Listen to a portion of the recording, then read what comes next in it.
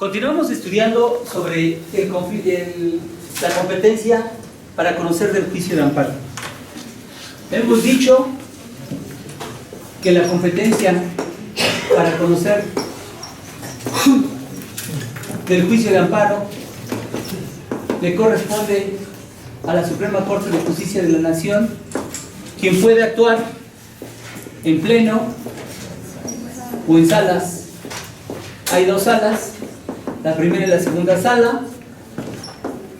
A través también puede conocer los tribunales colegiados de circuito, los tribunales unitarios de circuito, los jueces de distrito, y dijimos que hay otra autoridad, ¿no?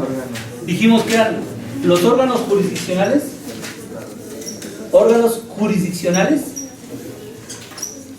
de los poderes judiciales,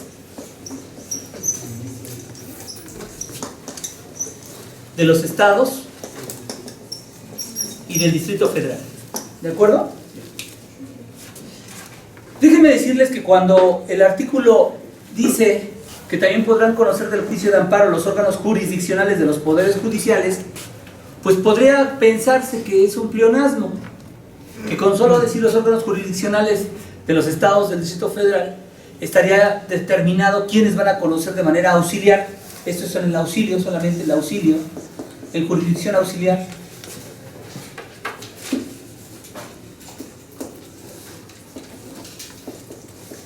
Auxiliar. Podrían decir ustedes, pues basta con que habrá dicho los órganos jurisdiccionales de los estados y del Distrito Federal para saber a quién se refería, ¿no? Pero en los estados pueden haber órganos jurisdiccionales que no precisamente pertenecen al Poder Judicial. Podrían pertenecer al Poder Ejecutivo, ¿me explico? Y tampoco podría decir solamente los poderes judiciales, porque en los poderes judiciales hay órganos que no son jurisdiccionales, por ejemplo los consejos. Los consejos de la judicatura de los estados no son órganos jurisdiccionales. Entonces creo que está bien precisado decir los órganos jurisdiccionales de los poderes judiciales de los estados y del Distrito Federal. Decíamos que la Suprema Corte de Justicia conocía de amparos directos y de amparos indirectos en revisión, pero solamente de manera excepcional. Esto no es la regla, sino es por excepción. ¿Por qué la regla señala que los que por regla general, los que van a conocer de los amparos indirectos es el tribunal colegiado? ¿Se acuerdan? Y dijimos que también por regla general, quien va a conocer de los amparos indirectos son los jueces de distrito. ¿De acuerdo? Cabe precisar que los tribunales unitarios de circuito también conocen de manera del amparo indirecto, pero solamente cuando el amparo se promueva contra otro tribunal unitario de circuito. Solamente en esas clases de juicios de amparo indirecto conocerá un tribunal unitario de circuito, cuando el amparo se promueva contra otro tribunal unitario de circuito. En este no precisamos, o no, creo que no recuerdo si haberlo precisado, pero conocerían de manera auxiliar solamente para los amparos indirectos. Ayer yo les hacía una anotación en el sentido de que los tribunales colegiados de circuito también conocían de los amparos indirectos en revisión. Y se me olvidó comentarles que también conocen de los amparos indirectos cuando se promueve un recurso de queja. Con esto podemos decir que los tribunales colegiados de circuito conocen de los recursos en queja o en revisión previstos en la ley de amparo, tratándose de amparos indirectos. Y así más o menos tenemos toda nuestra regla. Y esto que les acabo de comentar está precisamente en los artículos 33 al 40. Artículos 33 al 40 de la ley de amparo. Y a partir del artículo 41 al 50, del artículo 41 al 50, habla de los conflictos competenciales que pueden suscitar en los diferentes órganos jurisdiccionales que conocen de los juicios de amparo. Y aquí nos dan las reglas de los posibles conflictos que se puedan dar entre estos órganos, entre la Suprema Corte, tribunales colegiados, unitarios de circuito, juzgados de distrito y órganos auxiliares. Obviamente, cuando digo de los conflictos competenciales, es que puede existir un conflicto competencial entre las salas, entre las dos salas de la Suprema Corte de Justicia. Por eso les digo que también hay conflictos competenciales. ¿De acuerdo? Son algunas precisiones que creo que vale la pena haberlo dicho y ahora ya se los digo para poder tener nuestro cuadro general. Y ayer decíamos que los criterios competenciales en materia del juicio de amparo, dijimos que solamente podrían ser por cuestión de territorio, por cuestión de cuantía, no, claro que no, por materia y por la vía. Si ustedes leen los artículos 41 al 50, podrán advertir que solamente habla del territorio. Y así como muy ligeramente habla en algún artículo sobre la materia, pero sin haber dicho que hay conflictos con relación a la vía, sí trata ese tipo de conflictos. ¿Me explico? Entonces, realmente estos criterios de competencia del juicio de amparo, nosotros lo hacemos de manera didáctica, para que podamos entender toda la ley de amparo desde un punto de vista sistemático. ¿De acuerdo? No nos estamos leyendo cada artículo por artículo, porque esa es tarea de ustedes.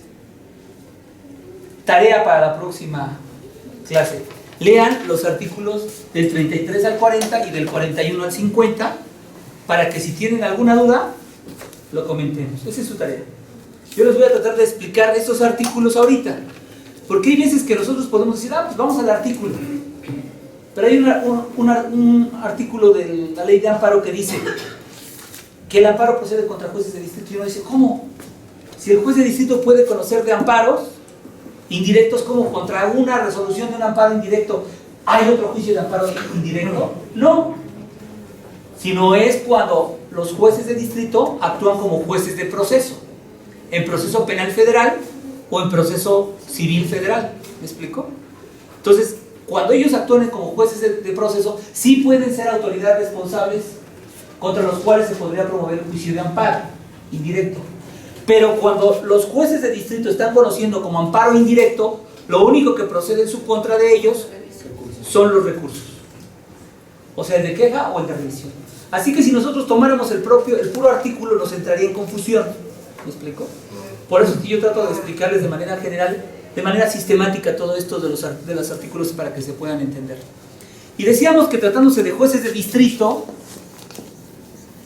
el artículo 37 establece una regla muy clara.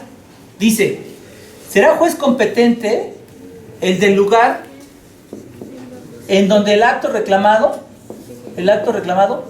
se ejecute. ¿Se está tratando de ejecutar o ser ejecutado? Le pone 4 características, pero podremos decir así en forma general que de eso se trata.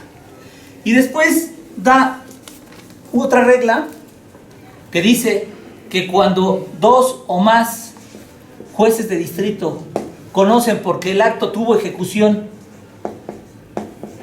en varios circuitos,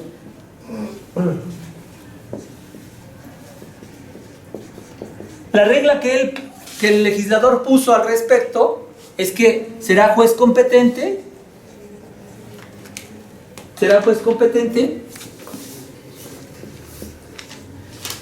el que conoció, el que recibió la demanda. ¿De acuerdo? ¿Y cuál era la tercera regla que les dije? ¿Qué? Cuando el acto reclamado no tenga una ejecución material,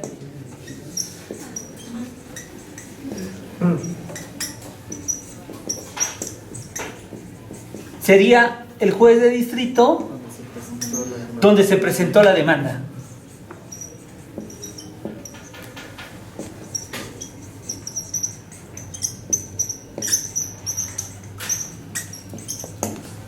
Y yo les decía que me parece que aquí el legislador no fue exacto en su precisión.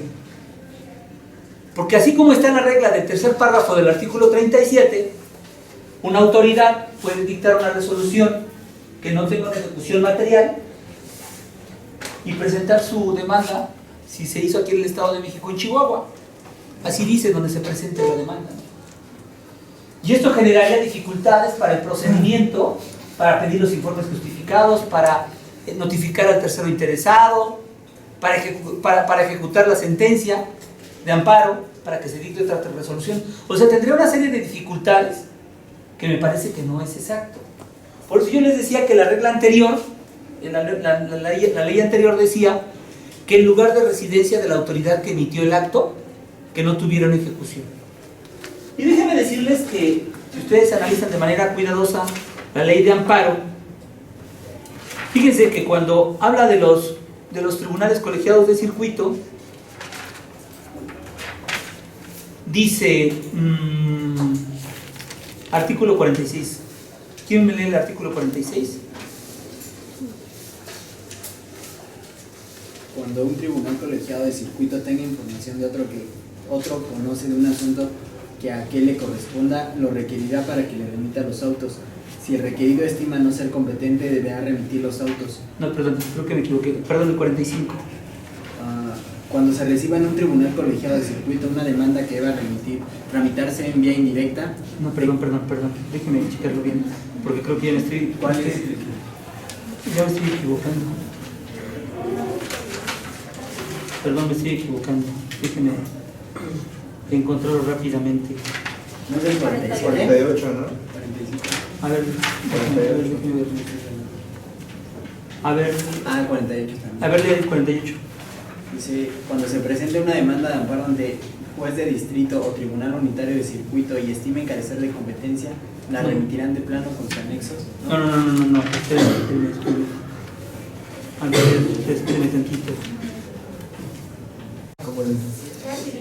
Sí, efectivamente, como dice aquí la compañera Dávalos, el artículo 34 establece, el segundo párrafo dice: la competencia de los tribunales, refiriéndose a los colegiados, se fijará de acuerdo con la residencia de la autoridad que haya dictado el acto reclamado. Esto es lo que se me hace congruente. Creo que el legislador debió aplicar la misma regla, no solamente para los tribunales colegiados, sino para los jueces de distrito. Hubiera dicho, a mi punto de vista, que cuando el acto reclamado no requiere ejecución, es competente el juez de distrito cuya jurisdicción, diríamos parafraseando el artículo 34, del lugar de residencia de la autoridad que haya dictado el acto reclamado. Y entonces sí tiene lógica, ¿no? Si la autoridad de residencia, la autoridad tiene su residencia en el Distrito Federal, pues tendrá que promoverse la demanda de amparo indirecto en el lugar de donde se hizo la residencia, que es el Distrito Federal. Si fueran en Chihuahua, la autoridad de residencia, tuviera su residencia la autoridad, pues allá sería el juez de distrito competente. Eso es lo que vimos el día de ayer.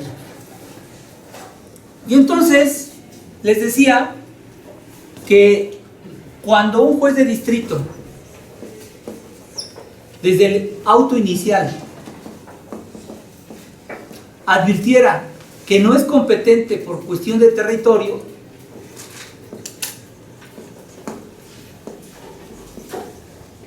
lo que tenía que hacer es pronunciar sus razones y remitirlo al juez de distrito que consideraba competente. Le pusimos juez A y juez B, ¿no?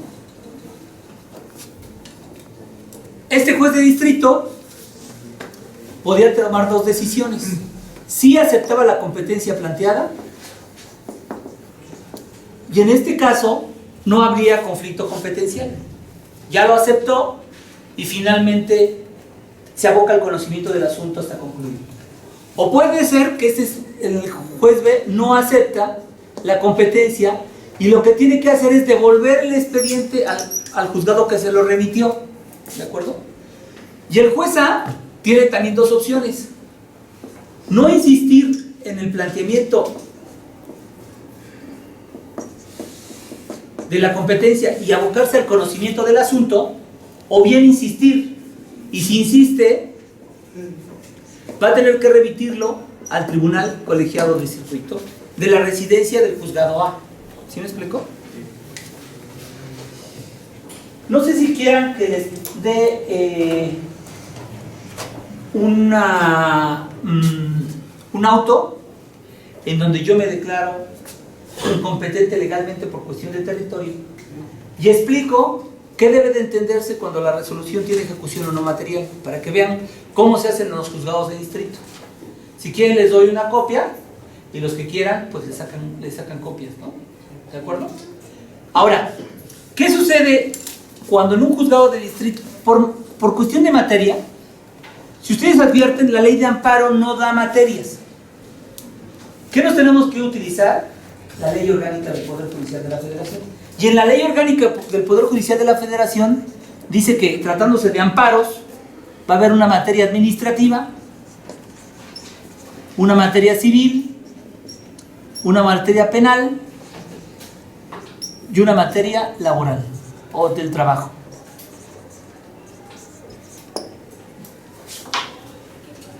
¿Qué es lo que sucede cuando se trata de juzgados de distrito especializados? Les he dicho que el Consejo de la Judicatura Federal a lo largo de la República Mexicana dividió por circuitos. Y hay veces que es tal el volumen de asuntos que consideró que la mejor forma de poder resolver los asuntos es hacer una división por materia. Para lograr no solamente que los juzgadores se fueran especializando en cada materia, sino para lograr que sean más óptimos y más rápidos y más ágiles los procedimientos correspondientes. Y entonces por eso en la ley orgánica se contempla estas materias, y como en el caso del Distrito Federal existen estas 4 materias. Puede ser que en el interior de la República se unan 2, la administrativa civil o penal y del trabajo, o puede ser que un juzgado de distrito conozca solamente de los amparos, sea de la materia que sea, y otros conozcan solamente de procesos penales federales. ¿Por qué? Porque la carga de trabajo no es tan voluminosa como en los procesos penales federales. ¿Me explico? Entonces, ¿cómo podrían ustedes determinar por materia cómo están los circuitos? Váyanse simplemente a la ley orgánica y los acuerdos del Consejo, que van cambiando continuamente cada vez que se va creando otro juzgado. Cuando se crea otro juzgado, se reforma el acuerdo del Consejo de la Judicatura Federal para determinar a quién le corresponde la competencia. ¿Qué sucede cuando existe un conflicto, cuando en un circuito existen juzgados especializados por materia? Y por ejemplo, pongamos el ejemplo, un juez de distrito en materia administrativa considera que es un asunto que debe conocer un juez civil y le remite la demanda. Vamos a actuar exactamente bajo la misma situación, bajo la misma regla. El juez civil puede ser que tenga 2 opciones: o que acepte la competencia y conozca del asunto, o que no lo acepte. Si no lo acepta, se lo regresará al juzgado de distrito de materia administrativa. Y el juzgado de materia administrativa tendrá 2 opciones: no insistir en la competencia, en declinar su competencia, o sí insistir en mantener su competencia. Si estuviera insistir en declinar su competencia, entonces se establecería el conflicto competencial en este supuesto, igual que el otro. ¿Me explico?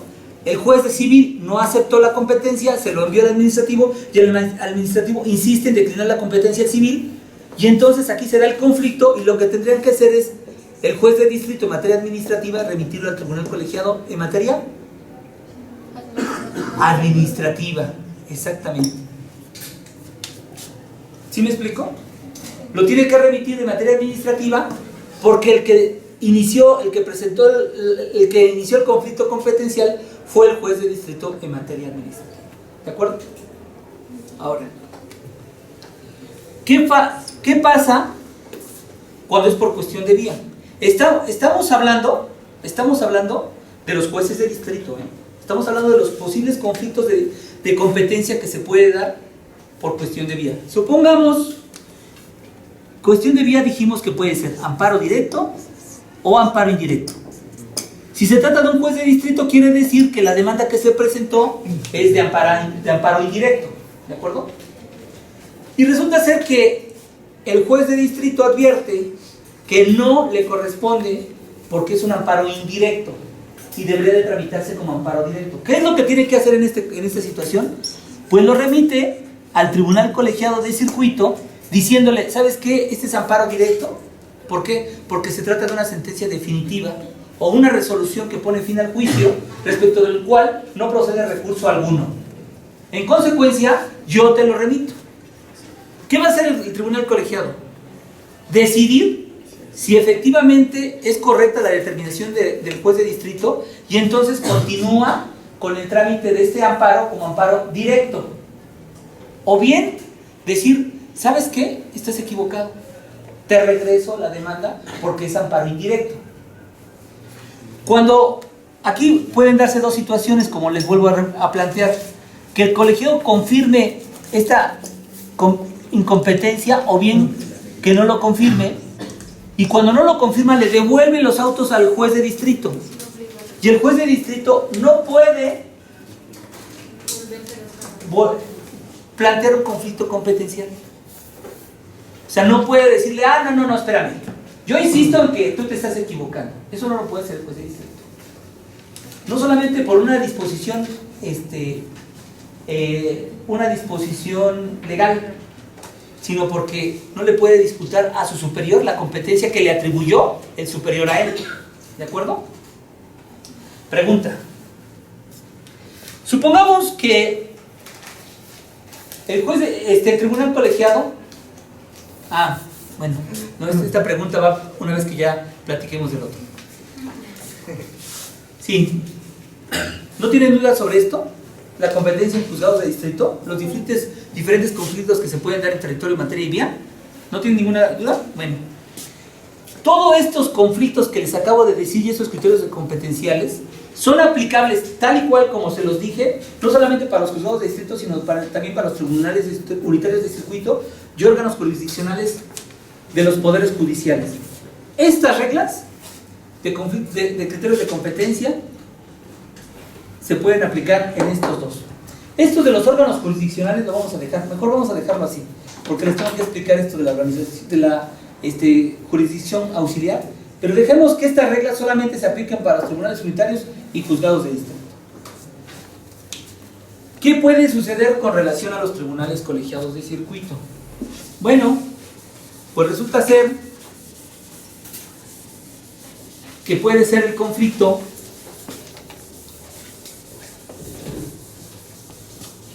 también, tratándose de tribunales colegiados de circuito,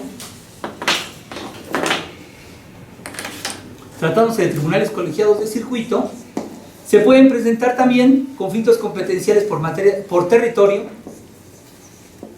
materia y vía. Imagínense que un quejoso promueve el amparo como vía directa. ¿Qué es lo que finalmente los tribunales colegiados conocen? ¿Me explico? Y el colegiado determina que no, que la vía correcta es el amparo indirecto y se lo remite al juez de distrito. ¿Podría haber un conflicto competencial aquí? No. ¿Por qué? Exactamente, porque ya el colegiado le atribuyó una competencia a su inferior. ¿De acuerdo? A ver, ahora díganme una cosa. Esa era la pregunta que les iba a hacer hace rato. Supongamos que el tribunal colegiado de circuito dice que no es competente porque el amparo directo debe ser un amparo indirecto y se lo remite al juez de distrito. Y el juez de distrito lo recibe y durante la tramitación del amparo indirecto, al momento de resolver, hay una jurisprudencia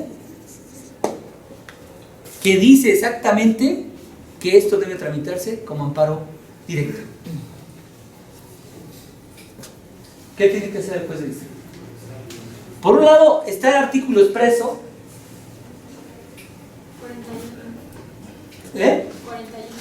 Artículo expreso del artículo 41, donde dice: ningún órgano jurisdiccional puede sostener competencia en su superior. Y por otro lado tiene que aplicar la jurisprudencia que le resulta obligatoria. Y supongamos que esa jurisprudencia viene de la Suprema Corte de Justicia de la Nación. ¿Qué tiene que ser el juez de distrito? Dictar sentencia puede declararse incompetente. Por eso, ya estamos en la sentencia. Ya estamos en la sentencia y en este ínter hubo una jurisprudencia que cambia completamente el criterio.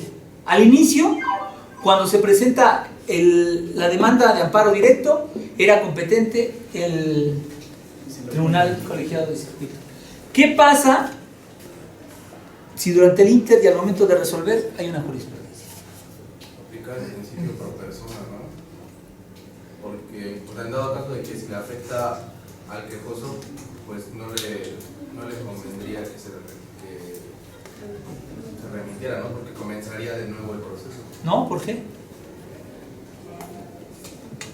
De hecho hay un artículo expreso que dice que si el colegiado advierte que el amparo indirecto era amparo en revisión, era amparo directo, dice que así lo declara, lo remite para que se aboque el asunto. O sea, no hay más trámite. ¿Por qué? Porque al momento de dictar sentencia ya se notificó al tercero interesado, ya rendieron sus informes, ya está todo integrado el expediente. Les voy a poner el caso concreto. O sea, esto no es así como que digan, se me hace que usted está haciendo alquimia jurídica. No. Les voy a decir qué pasó esto. ¿Por qué? ¿Se acuerdan del famoso divorcio incausado?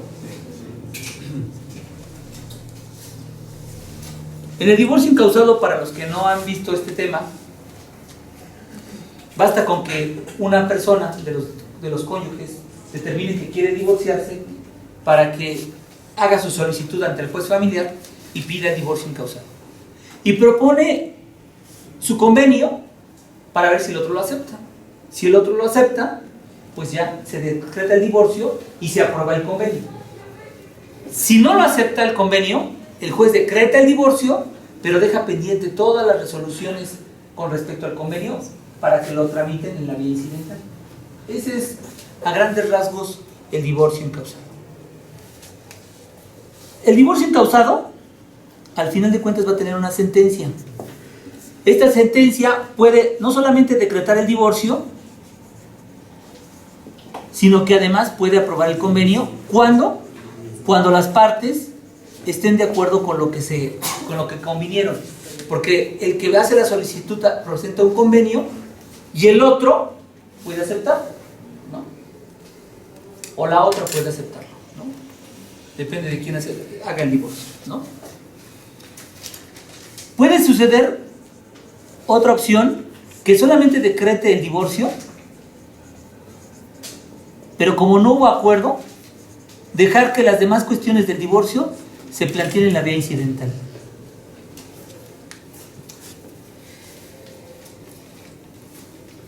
Obviamente aquí se va a plantear cuestiones de alimentos, cuestiones de la disolución de la sociedad conyugal, con respecto a la guardia y custodia de los niños, todo. Los demás planteamientos respecto de los cuales no hubo convenio. ¿Estamos? A mí me parecía que la sentencia que decretaba el divorcio y no aprobaba, como no había acuerdo, decía que todo se resolviera en el incidente. A mí me parecía que esto era una sentencia definitiva. ¿Por qué había una sentencia definitiva? Porque resolvió el vínculo matrimonial que existía en las partes y ese es el fondo. Se acabó el matrimonio. El divorcio concluyó y mató al matrimonio, ¿no? Y las demás situaciones de los alimentos, la disolución de la sociedad conyugal, la guardia y custodia de los niños, solamente era actos de ejecución sobre lo que ya se resolvió. Va a decir, bueno, pero es que no hubo ejecución.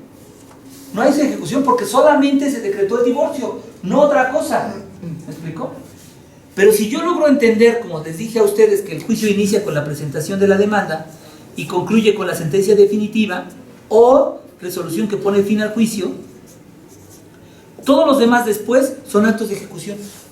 ¿Qué es lo que se va a ejecutar? Las demás circunstancias inherentes al matrimonio que ya no pueden sostenerse. Ya no, al momento de que se decretó el divorcio, uno de los cónyuges tiene que salir del domicilio. ¿Me explico? Eso era lo que yo pensaba. Pero otros colegiados pensaban diferente. ¿Por qué pensaban diferente? Porque decían, no, espérate, aquí no hay una sentencia definitiva porque no resolvió todas las cosas de fondo, ni los alimentos, ni la guardia y custodia, ni nada, sino que la sentencia definitiva son las que resuelvan esas cuestiones incidentales. ¿Me explico?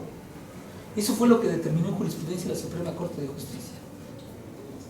Podrán tener ustedes sus propias opiniones, pero en esta ocasión yo tenía un sentido opuesto a lo que había determinado la Suprema Corte. Y mis razones se las digo a ustedes. No pude exponerlo frente a la Suprema Corte, pero la Suprema Corte sí llegó a la determinación que las sentencias definitivas, la sentencia definitiva no era esta, sino cada una de las cuestiones que se planteaban y que por lo mismo tenía que ser materia de amparo directo. ¿Sí me explico? ¿Qué es lo que pasó? Que así lo había determinado la jurisprudencia. Fíjense entonces, un colegiado remite a un juzgado de distrito la demanda de amparo indirecto porque dice, esta sentencia definitiva,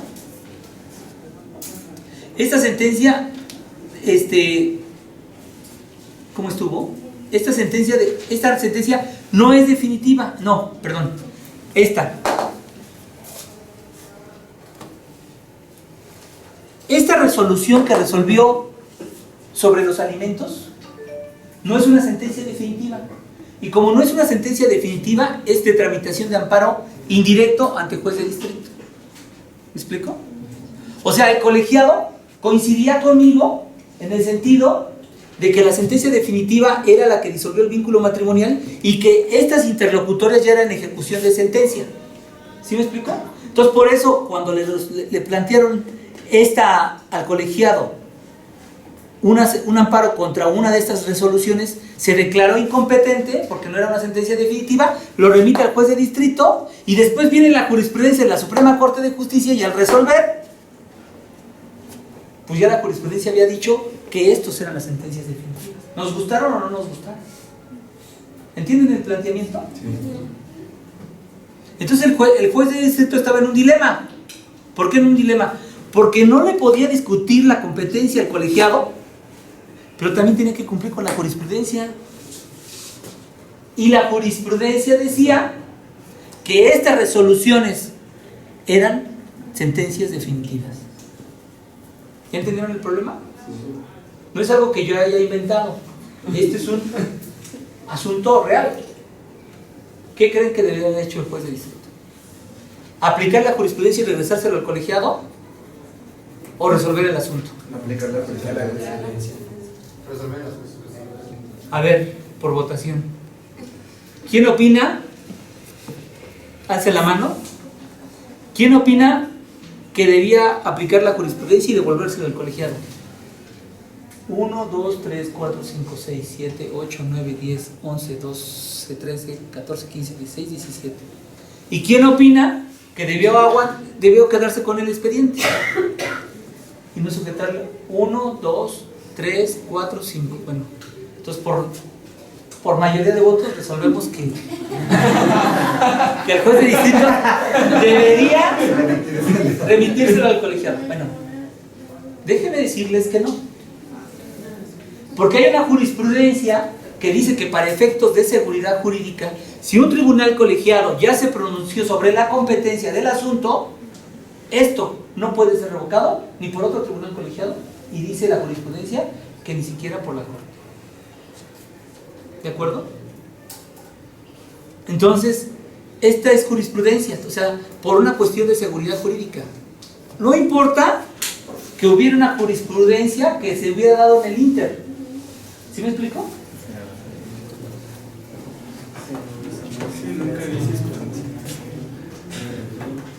Bueno, también los tribunales colegiados se puede dar la discusión por territorio y también se puede dar las discusiones por materia.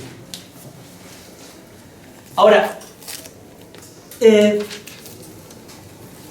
es lo que pasa? Es que lo que pasa es que si tocó el otro tema, ya no nos va a alcanzar el tiempo, ¿no? ¿Tienen tiempo? Bueno, la próxima clase vemos lo de los tribunales colegiados, los conflictos competenciales de tribunales colegiados de circuito. Ahorita solamente vimos por cuestión de vía. Después vamos a ver territorio y materia la próxima ocasión y nos vamos con la Suprema Corte. ¿De acuerdo? Bueno, hasta luego.